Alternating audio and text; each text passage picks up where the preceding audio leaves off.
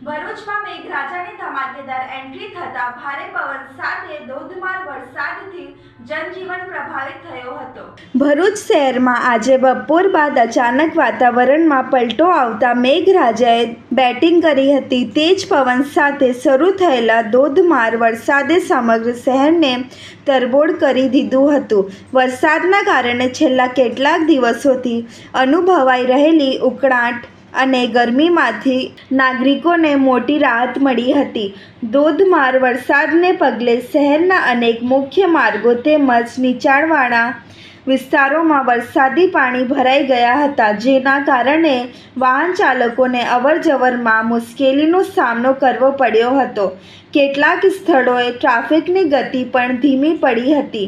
વરસાદી માહોલ વચ્ચે બાળકો અને યુવાનો વરસાદની મજા માણતા, જ્યારે વેપારીઓ અને રાહદારીઓએ વરસાદથી બચવા માટે દુકાનો તથા રોડનો સહારો લીધો હતો। હવામાનમાં આવેલા બદલાવ સાથે સમગ્ર શહેરમાં ઠંડક પ્રસરી ગઈ હતી અને ચોમાસાના માહોલથી લોકોમાં ખુશીનો માહોલ જોવા મળ્યો હતો। જો કે પાણી ભરાવાની સમસ્યાએ શહેરની ડ્રેનેજ વ્યવસ્થા અંગે ફરી એકવાર સવાલો ઊભા કર્યા હતા।